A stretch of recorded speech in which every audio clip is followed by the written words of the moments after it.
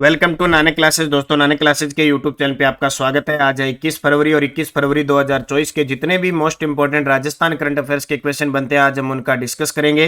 पूरा वीडियो ध्यान से देखना और लास्ट में मैं आपसे क्वेश्चन पूछूंगा जिनके जवाब आपको कमेंट बॉक्स में देने हैं। आज हम पढ़ेंगे राज्यसभा की 3 सीटों के लिए सदस्य निर्विरोध निर्वाचित, doctor Komal Kothari lifetime achievement award और राजस्थान साहित्य अकादमी के सर्वोच्च मीरा पुरस्कारों की चर्चा करेंगे। डेली आपको इस समय क्लास मिलती है। सभी प्यारे विद्यार्थियों को प्यार भरा नमस्कार, गुड मॉर्निंग। और आज एक विशेष दिन है हमारे राजस्थानियों के लिए। राजस्थानी भाषा दिवस 21 फरवरी को मनाया जाता है। तो सारा विद्यार्थियों ने अपनी मायड़ भाषा दिवस 21 फरवरी रे दिन सगला प्रदेशवासियों ने मायड़ भाषा राजस्थानी भाषा री बहुत बहुत शुभकामनाएं, घनी घनी बधाई साथ ने अपनी म्हारी या थारी सारांगी मायड़ भाषा राजस्थानी, मारी सांस सांस में राजस्थानी, सुख दुख री साथन आ जीवन री आस भगत राजस्थानी रे दिवस पर बहुत बहुत शुभकामनाएं। थारे प्रदेश वासियों ने आपा सगड़ा ने घनी घनी बधाई। तो करा मायड़ भाषा दिवस रे ऊपर आज की क्लास की शुरुआत 21 फरवरी 2000। पहला प्रश्न देखो, राजस्थान में 20 फरवरी 2024 को राज्यसभा की तीनों सीटों के लिए सदस्य निर्विरोध निर्वाचित किए गए हैं। राजस्थान में 10 राज्यसभा की सीटें कितनी है?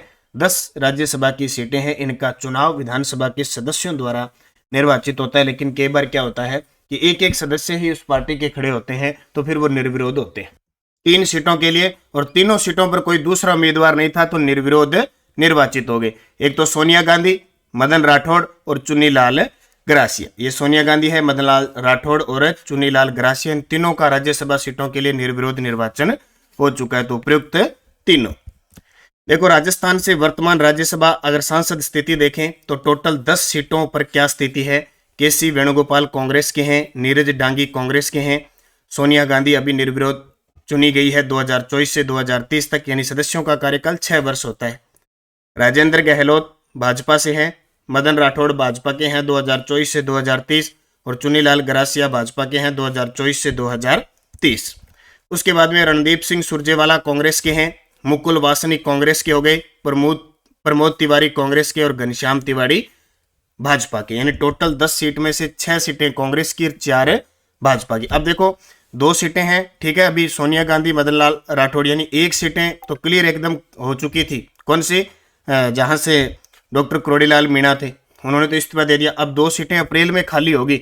2 सीटें, एक तो मनमोहन सिंह जी की और भूपेंद्र यादव, इन दोनों की अप्रैल में सीटें खाली होगी तो उनकी जगह ये 2 सीटें भर जाएगी। तो वर्तमान 10 में से 6 तो है कांग्रेस की और 4 है भाजपा की। और ये प्रश्न बार बार जब भी राज्यसभा में सांसद चुने जाते हैं तब प्रश्न आता ही आता है। अब तीनों को याद रखना, सोनिया गांधी, मदन राठौड़ और चुन्नीलाल ग्रासिया। दूसरा प्रश्न, वनस्थली विद्यापीठ टोंक के 86वें वार्षिकोत्सव पर मुख्य अतिथि कौन बने थे? वनस्थली विद्यापीठ बहुत इंपॉर्टेंट है, निवाई टोंक के अंदर है, और अभी 86वां वार्षिकोत्सव बनाया गया। वहां पे मुख्य अतिथि कौन थे? तो वो थे ओम बिड़ला। 17वीं लोकसभा के अभी अध्यक्ष हैं ओम बिड़ला, और कोटा बूंदी से सांसद है ओम बिड़ला। वो क्या रहे थे? मुख्य अतिथि रहे थे। कौन? ओम बिड़ला। देखिए, वनस्थली विद्यापीठ का 88वां वार्षिकोत्सव 20 फरवरी 2024 को आयोजित हुआ। वनस्थली विद्यापीठ का 88वां वार्षिकोत्सव 20 फरवरी 2024 को आयोजित हुआ। कार्यक्रम में चीफ गेस्ट लोकसभा अध्यक्ष ओम बिड़ला थे, और कुलपति हैं वनस्थली विद्यापीठ के प्रोफेसर इन्ना आदित्य शास्त्री। प्रोफेसर इन्ना आदित्य शास्त्री।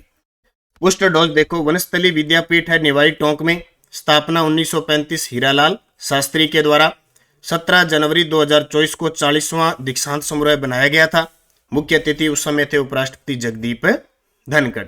और पिछले साल 25वां राजीव गांधी राष्ट्रीय सद्भावना पुरस्कार भी किसको मिला था? वनस्थली विद्यापीठ टोंक को मिला था। ठीक है, तो 17 जनवरी 2024 को 40वां दीक्षांत समारोह बनाया गया।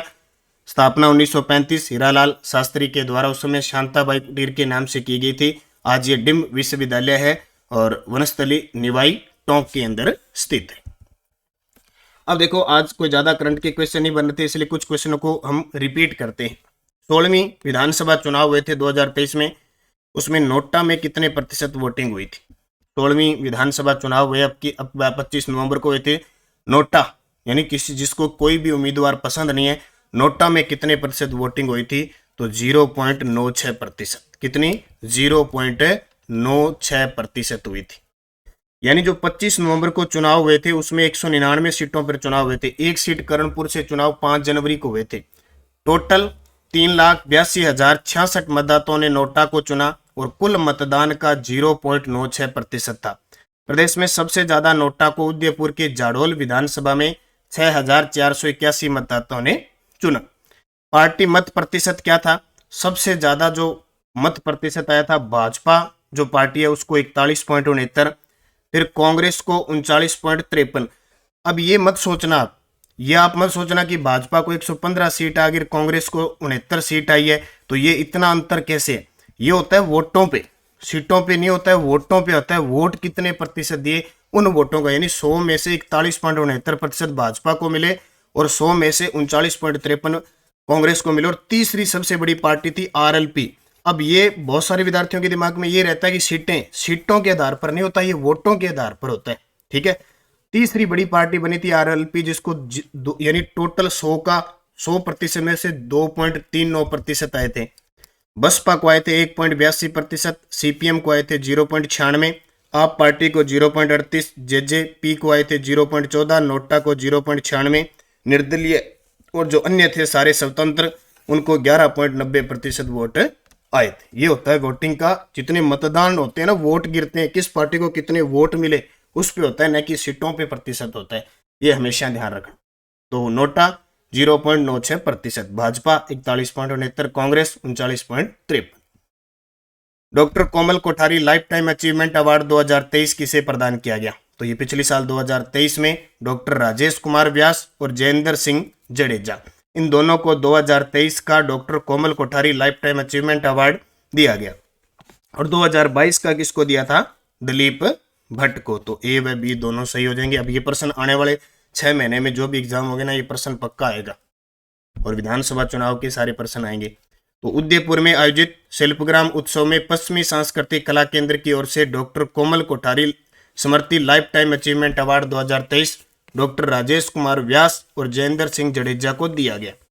इसमें प्रत्येक साहित्यकार को या प्रत्येक को 2.5 लाख रुपए दिए जाते हैं, 2,51,000। यानी पहले तो क्या होता था कि सभी जितने को विदेश सारी राशि 2.5 लाख रुपए होती थी। अब कहते भी चाहे 4 को दो, चाहे 2 को दो, चाहे 1 को, प्रत्येक को 2,51,000 रुपए देंगे। 2022 में मिला दिलीप भट्ट को। और मारवाड़ रत्न में कोमल कोठारी, ये तो है Komal Kothari lifetime achievement award, सब सीधा आ जाए कोमल कोठारी पुरस्कार तो कालूनाथ कालबेलिया को। और पश्चिमी सांस्कृतिक कला केंद्र का मुख्यालय बागोर की हवेली उदयपुर, जिसकी स्थापना 1986 को हुई थी। और इसका जो स्थायी अध्यक्ष होता है, तत्कालीन राज्यपाल होगा, वो इसका अध्यक्ष होगा। ठीक है, स्थापना 1986। और वर्तमान में पश्चिमी सांस्कृतिक कला के निदेशक कौन है? किरण सोनी गुप्ता। राजस्थान के नए मुख्यमंत्री भजनलाल शर्मा ने शपथ कब ली थी? राजस्थान के नए मुख्यमंत्री भजनलाल शर्मा ने शपथ ली थी 15 दिसंबर 2023। ये तारीख आपको याद रखनी है फिक्स। दोबारा इन क्वेश्चनों को मैं रिपीट करवा रहा हूं। मुख्यमंत्री भजनलाल शर्मा ने अपने 56वें जन्म दिवस पर राजस्थान के नए मुख्यमंत्री के रूप में 15 दिसंबर 2023 को रामनिवास बाग में अल्बर्ट हॉल के सामने जयपुर में शपथ ली थी। साथ ही उप मुख्यमंत्री दिया कुमारी और डॉक्टर प्रेमचंद बेरवा ने शपथ ली थी। ये तारीख जरूर याद रखनी है, 15 दिसंबर 2023 को भजनलाल शर्मा जो नए मुख्यमंत्री बने उन्होंने शपथ ली थी। यानी पद के अनुसार 26वें मुख्यमंत्री और व्यक्ति के रूप में 14वें मुख्यमंत्री के रूप में इन्होंने शपथ ली थी। और सांगानेर से ये विधायक है। ये प्रश्न बहुत इंपॉर्टेंट है, आने वाले एग्जाम में पूछा जाएगा, बार बार पूछा जा चुका है। 2 प्रश्न तो आ चुके हैं और भी आ सकते हैं, क्योंकि पिछले साल सारे पुरस्कार दिए। राजस्थान साहित्य अकादमी है उदयपुर के अंदर, 1958 में स्थापना हुई थी। इसकी मासिक पत्रिका आती है मधुमती और इसका सर्वोच्च पुरस्कार है मीरा पुरस्कार, जिसमें राशि दी जाती है 75,000 रुपए। कितनी? 75,000। देखो 2023-24 का जो पुरस्कार मिला था रतन कुमार सांबरिया को, उपन्यास है सांप के लिए, ये प्रश्न आ चुका है। 2022-23 का मिला था रति सक्सेना को, रचना हंसी एक प्रार्थना, ये प्रश्न आ चुके हैं। ये दोनों प्रश्न आ चुके हैं ताजा, अब यहां से प्रश्न उठेगा। ठीक है, 2021-22 का डॉक्टर पद्मजा शर्मा को मिला कृति मोबाइल पिक और हॉस्टल के लिए। 2020-21 का मिला डॉक्टर आर डी सैनी कृति प्रिय ओलिव के लिए। और 2019-20 का मिला गोविंद माथुर को कृति मुड़ कर देखता जीवन। ये तीनों इंपॉर्टेंट है, तीनों एग्जाम में पूछे जा सकते हैं। हो सकता है ये दोबारा आरपीएससी ने पूछ लिए तो अब रिपीट हो सकते हैं, इसलिए इस प्रश्न को अच्छे तरीके से याद रखना, जरूर याद रखना। तो सारे के सारे पॉइंट सही है, ठीक है। और पीडीएफ और कोई भी सूचना लिंक वगैरह आप Nanak classes Shiv sir join कर लो ताकि आपको मिलती है। तो टेलीग्राम वीडियो की डिस्क्रिप्शन में लिंक है, वहां से ज्वाइन करें। पिछले वीडियो का क्वेश्चन था त्रिनेत्र गणेश जी का मंदिर कहां स्थित है जहां रोपवे प्रस्तावित है। तो त्रिनेत्र गणेश जी का मंदिर कहां स्थित है, रोपवे प्रस्तावित है, रणथंभौर के अंदर है। रणथंभौर सवाईमाधोपुर में है।